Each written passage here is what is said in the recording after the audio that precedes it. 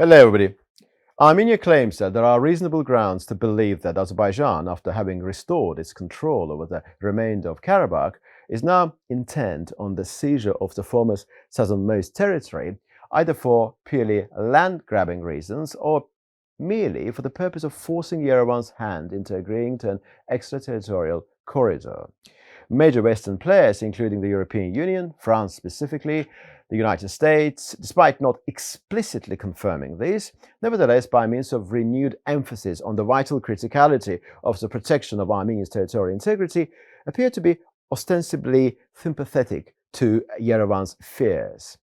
Azerbaijan argues otherwise. Baku maintains that it has no territorial ambitions at the expense of Armenia and does not want a new war. As of September 2023, the main task, the restoration of full sovereignty over Karabakh, is complete, and now it's time to turn a new page and conclude a peace deal. Azerbaijan also says that the Zangezur corridor, a land passage connecting its mainland territory with its Nakhchivan exclave, where Armenia is no longer a top priority, with the alternative Iranian route being viewed as more realistic and viable. On the point of the extraterritoriality of the route, since February 2022, Baku has not been insisting on such a regime, viewing the entire issue as a matter to be decided between Moscow and Yerevan. But still, the narrative is there, despite no shred of hard evidence being provided. There was, of course, one article published by Politico on the 13th of October, which reported that US State Secretary Antony Blinken had informed a group of lawmakers that his department was tracking the possibility that Azerbaijan could soon invade Armenia. Despite being later refuted by the State Department, this has nevertheless had its impact, pandering to their fears in Yerevan and amongst those who treat Baku's intentions with a great deal of skepticism.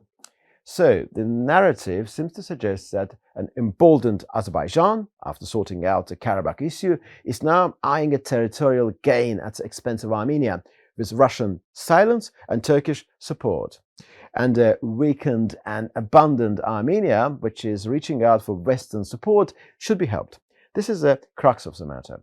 Of course, there is a need to justify the delivery of French arms to Armenia, which is a member of the Collective Security Treaty Organization dominated by Russia.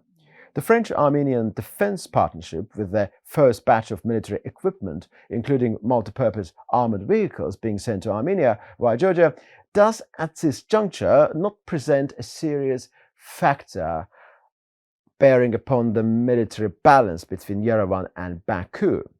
One may argue that this is just the beginning of a master plan to extricate Hapless Armenia from the clutches of the Muscovite monster, helping Yerevan to defend itself against Azerbaijan, and that much more is to come. Here, one has to differ for the sake of healthy skepticism.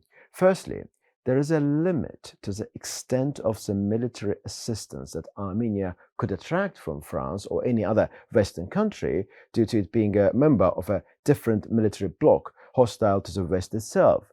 Secondly, there is no guarantee that any military hardware delivered to Armenia will not eventually end up in the hands of Russia, the sworn enemy of the West.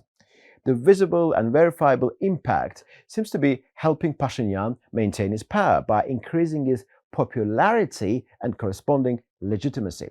France enjoys a high degree of public approval in Armenia, arguably seeking to have its military footprint in this country at some point in the distant future, when circumstances may prove auspicious. This level of French espousal for Armenia allows Pashinyan to be positively viewed as a leader, taking tough but ultimately courageous decisions. Although it is possible that the Armenian Prime Minister may channel this externally assisted increase in legitimacy to taking bold decisions regarding the Azerbaijani-Armenian peace process, such a probability seems unlikely at present. I have a sneaking suspicion that Pashinyan may actually enjoy the present no war, no peace situation. The lack of a framework peace treaty with Azerbaijan adds plausibility to the suggestion that in the case of the slightest escalation on the conditional state border, Baku could take decisive measures which could conclude with the occupation of Armenian territory. This would enable Pashinyan to ask for more help from France in particular and the EU in general. The absence of a peace deal with Baku will also justify his reticence in taking genuinely bold steps regarding Russia. A speech delivered at the European Parliament or any other European institution may garner him nice press coverage, but in real terms, when it comes to being truly independent, more needs to be done, and Pashinyan does not seem remotely ready for that. Rather curiously, under Pashinyan, Armenia has become even more economically dependent on Russia, with the country's economic growth being largely attributable to trade with Russia. It is also worth mentioning that the majority of Armenia's current exports to Russia are in fact re-exports of Western products that Moscow is no longer able to get otherwise. On a different note, since this narrative presents Azerbaijan as a potential aggressor and Armenia as a victim, it appears to serve the purpose of burying Yerevan's record in egregious occupation and territorial claims.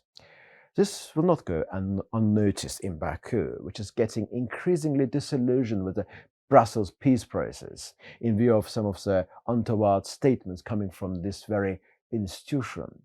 The process led by EU Council President Charles Michel is presently stalled, with Aliyev's calls on direct talks to be held in Tbilisi visibly falling on deaf ears.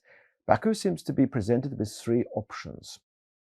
First mode of action would be to continue indirect coercive diplomacy to induce some reciprocity from Armenia, with the hopes that Western mediation could be invigorated.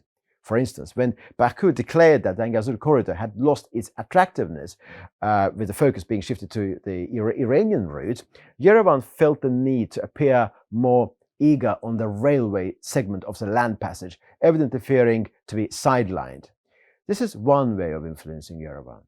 Secondly, with the Brussels process losing momentum, Baku may turn to the Moscow platform to address some of the technical issues, such as those related to the delimitation of the state border, for example, even if such a course of action would not be its preferred option. Thirdly, Baku may deliberately resort to a wait-and-see policy, placing emphasis on building its regional ties, exacerbating Armenia's isolation, and making the latter feel the perils of the no peace and no war situation more profoundly. At any rate, we will see. Thank you very much.